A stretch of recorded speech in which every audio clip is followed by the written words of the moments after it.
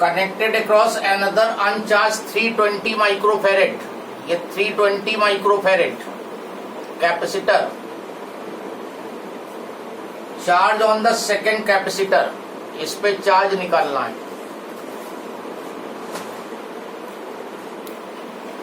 जब तक कहा नहीं जाएगा तब तक तुम इनको पैरेलल में ही कनेक्ट करोगे।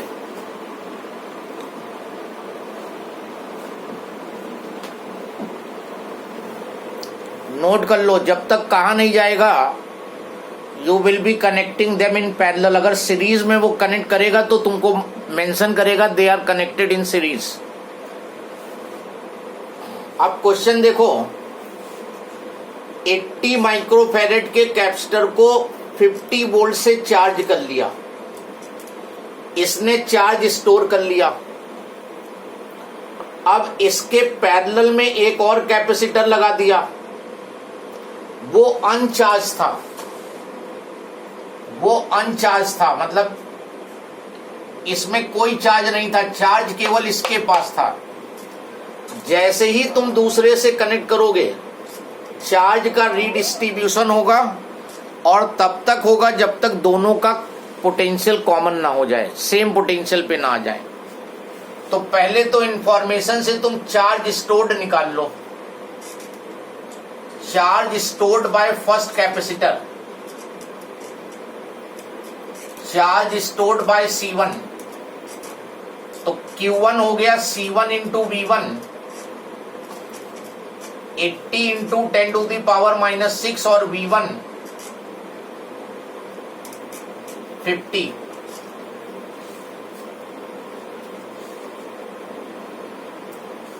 इतने स्टेप में किसी को प्रॉब्लम? इतना चार्ज इसने स्टोर किया, अब उसके बाद इसको इससे कनेक्ट कर दिया,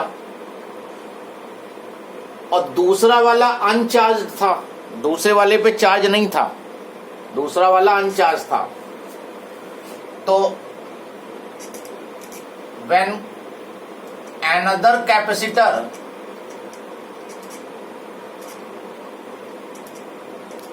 is connected, redistribution of charge occurs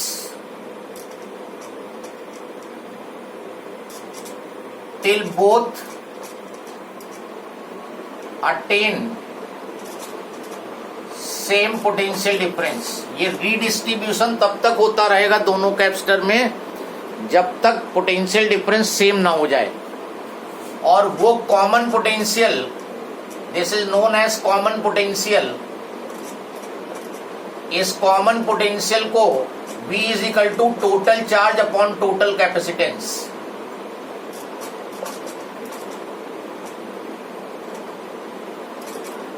और टोटल चार्ज केवल यही है, 80 इंटू 10 पावर -6 इंटू 50, क्योंकि दूसरे वाले पे तो चार्ज था ही नहीं। और टोटल कैपेसिटेंस हो गया 80 प्लस 320, 10 पावर -6। इसको सॉल्व करके कॉमन पोटेंशियल निकाल लो।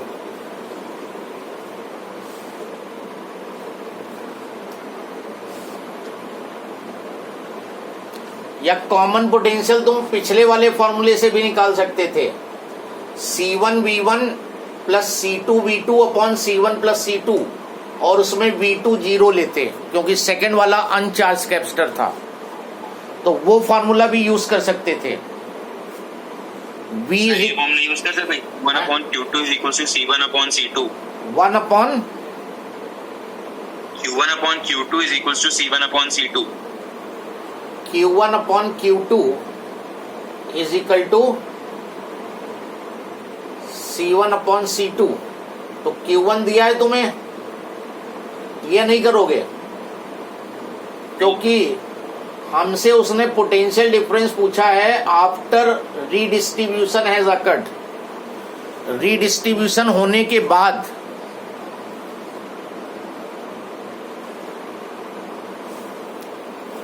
अगर ये दोनों कैपेसिटर लगे होते और चार्ज एक पे दिया होता तो दूसरे पे निकाल लेते, लेकिन अभी तो रीडिस्ट्रीब्यूशन हो रहा है यहाँ पर। तो ये कॉमन पोटेंशियल आएगा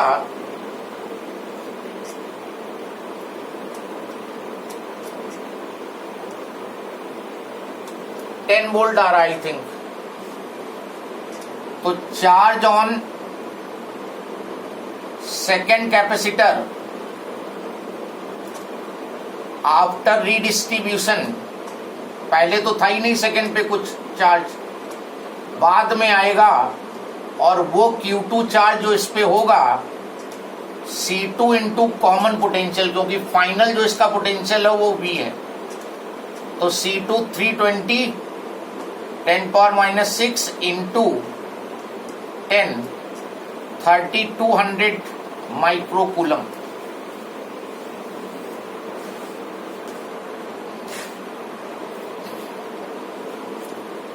तुम इस स्टेप पे कॉमन पोटेंशियल में ये भी फॉर्मूला लगा सकते थे, C1V1 ये दिया है C1V1 प्लस C2V2, लेकिन V2 जीरो होगा सेकंड का। सेकंड का पहले जो डिस्ट्रीब्यूशन के पहले जो V2 था वो सेकंड का जीरो था, अनचार्ज दिया हुआ है, तो C2V2 जीरो हो जाता upon total capacitance C1 plus C2। एक ही बात है दोनों फॉर्मूले में। कोई कंफ्यूजन हो तो बोलो।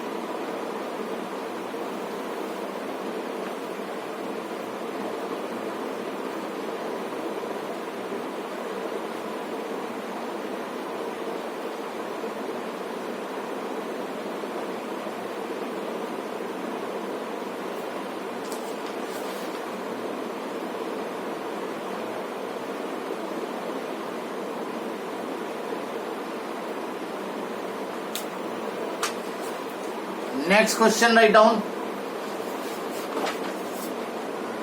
A 600 picofarad capacitor, 600 picofarad capacitor is charged by 200 volt supply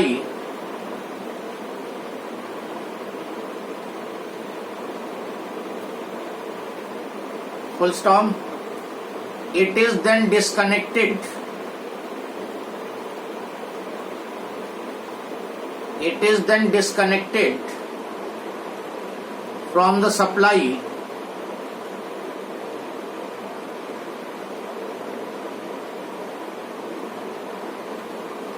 and is connected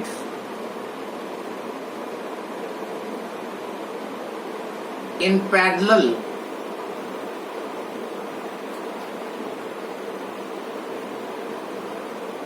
to another uncharged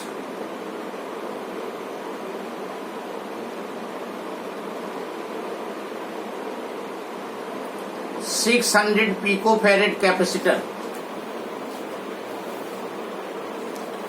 600 picofarad capacitor.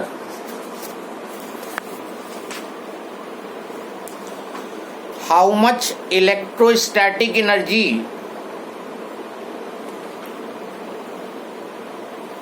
How much electrostatic energy is lost in this process?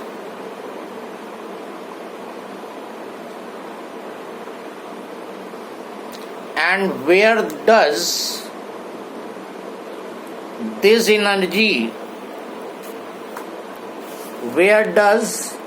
energy go?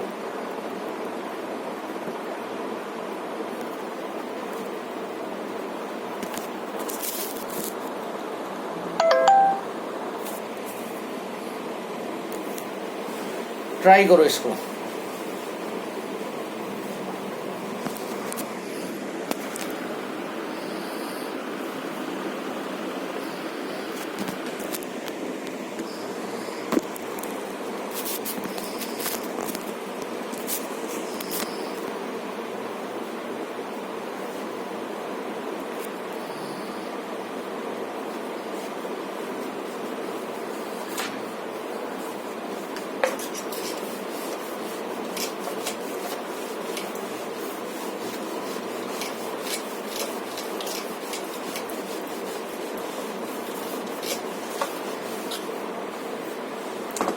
600 picofarad capacitor is charged by 200 volt.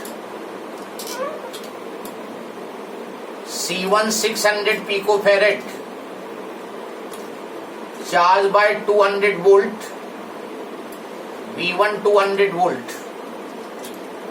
Disconnected from the supply and is connected in parallel to another. उसके बाद it is connected in parallel with another uncharged 600 picofarad. C2 भी 600 picofarad है, लेकिन ये अनचार्ज है. How much electrostatic energy lost in this process? तो initial energy निकाल लो, half C1 V1 square. पहले सिंगल कैपेसिटर C1 को चार्ज किया गया तो एनर्जी निकाल लो. This is 35th question. तो U1 is equal to half C1 हो गया 600 इंटू 10 पावर माइनस 12 और 200 का स्क्वायर. इसको सॉल्व करके पहले एनर्जी निकाल लो. कोई कैलकुलेट करके बताइए क्या एनर्जी आ रही है. ये तुम्हें लॉस इन एनर्जी निकालना है, तो पहले एनर्जी निकालो और फिर रीडिस्ट्रीब्यूशन होगा कनेक्ट करने पे, उसके बाद की एनर्जी निकाल लेंगे. Yes, anyone calculated? Sir, 1.2 into 10 to the power minus 5 joule. अब तुमने इन दोनों को कनेक्ट कर दिया पैरेलल में, तो चार्ज का रीडिस्ट्रीब्यूशन होगा और आफ्टर रीडिस्ट्रीब्यूशन दोनों का पोटेंशियल डिफरेंस सेम हो जाएगा. After redistribution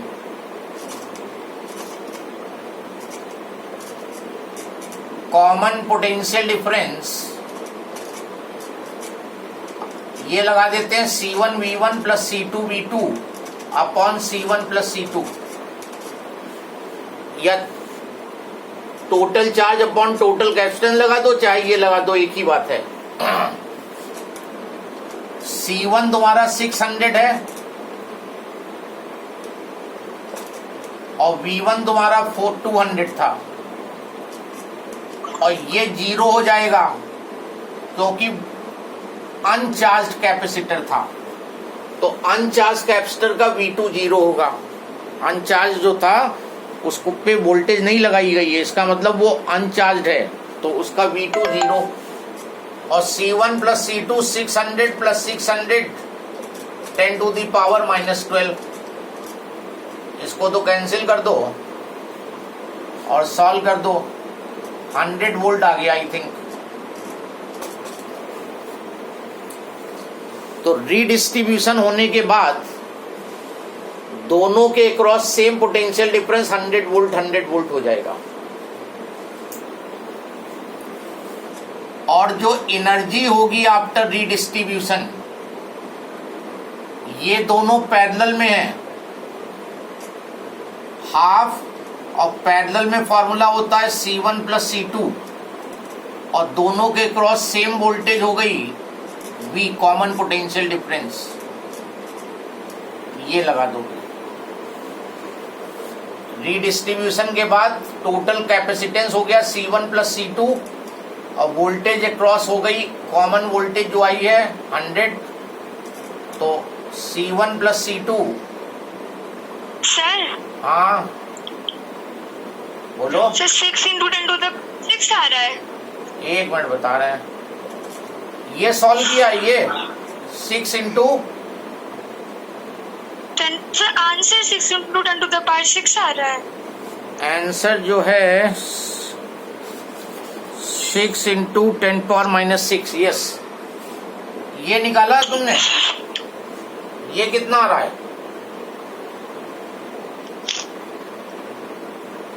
6 into 10 power minus 6 ये आएगा, और इसको लिख सकते हो 12 इंटू 10 पावर माइनस 6. तो loss in energy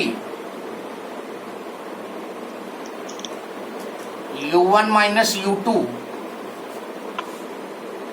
12 into 10 power minus 6 minus 6 into 10 power minus 6, ये आ जाएगा।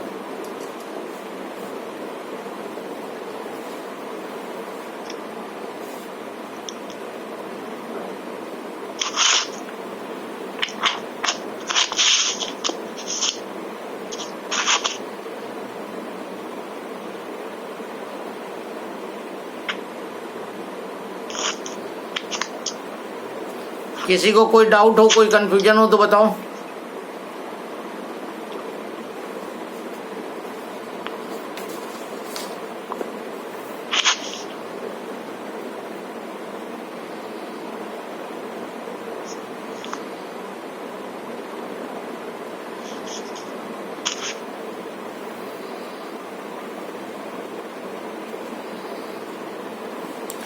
Now what will happen to this energy?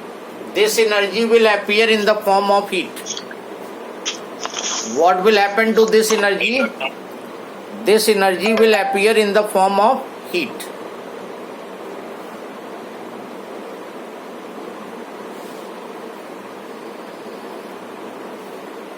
Light और साउंड लिख सकते हैं। लाइट एंड साउंड वो उसमें फिर मेंशन कर देना, if sparking occurs during connecting them in parallel.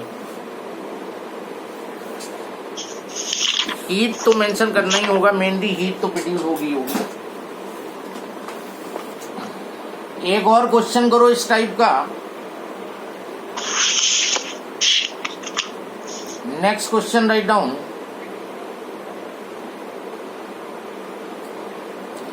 100 picofarad capacitor,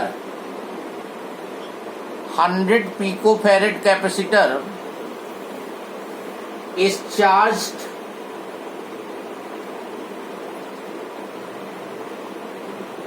to a potential difference of 100 volt.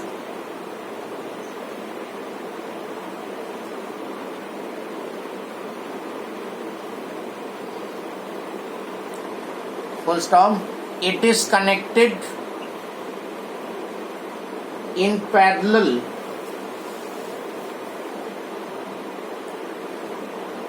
to another capacitance, to another capacitor.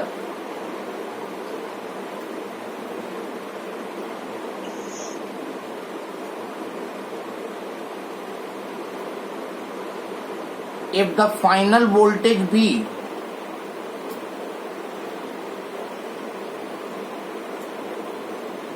30 volt,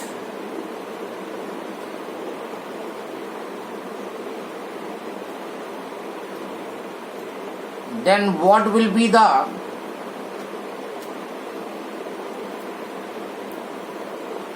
capacitance of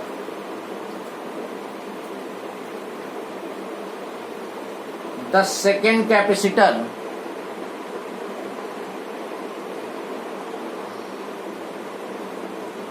Next part, how much energy will be wasted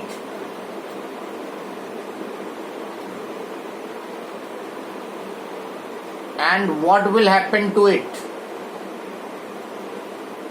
How much energy will be wasted and what will happen to it? Try करो, कुछ मिलता जुलता ही question है ये।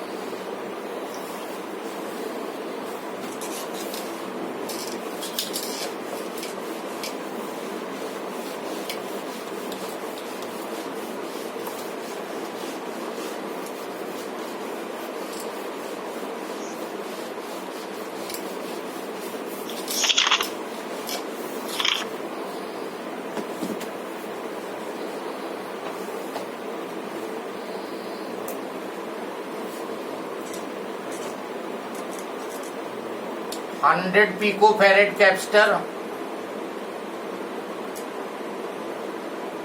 charged by a battery of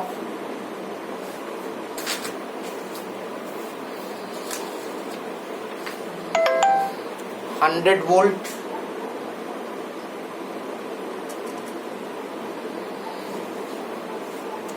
It is connected in parallel to another capacitor. इसको दूसरे capacitor से connect किया. This is C1, this is C2. Final voltage 30 volt. Common potential difference 30 volt आ गया.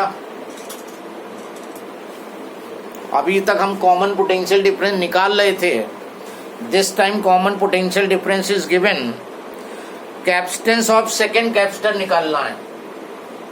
इसका कैपेसिटेंस फाइंड करना है और इसका दिया हुआ है 100 पिकोफैरेड और इसकी वोल्टेज के बारे में नहीं बताया है, तो इसका मतलब ये अनचार्ज कैपेसिटर है. पहले वाले को तो तुमने 100 वोल्ट से कनेक्ट किया था, लेकिन सेकेंड वाले में डायरेक्ट इस कैपेसिटर को चार्ज करके लाके लगा दिया है. तो यूज कर लो कॉमन पोटेंशियल डिफरेंस का formula. C1V1 plus C2V2 upon C1 plus C2. Common potential difference 30 दिया है. C1 100 इंटू 10⁻⁻12 और V1 है तुम्हारा 100 और ये 0 हो जाएगा क्योंकि सेकेंड कैपेसिटर जो है अनचार्ज था. कनेक्ट करने से पहले वो अनचार्ज था. कनेक्ट होते ही रीडिस्ट्रीब्यूशन होगा और कॉमन पोटेंशियल 30 हो जाएगा और C1 प्लस C2 हो जाएगा 100 प्लस C2 10⁻⁻12. इसका C2 ले लिया, इसका 100 है. ये कैंसिल कर दो. 3000 plus 30 C2 10,000. 30 C2 is equal to 7,000.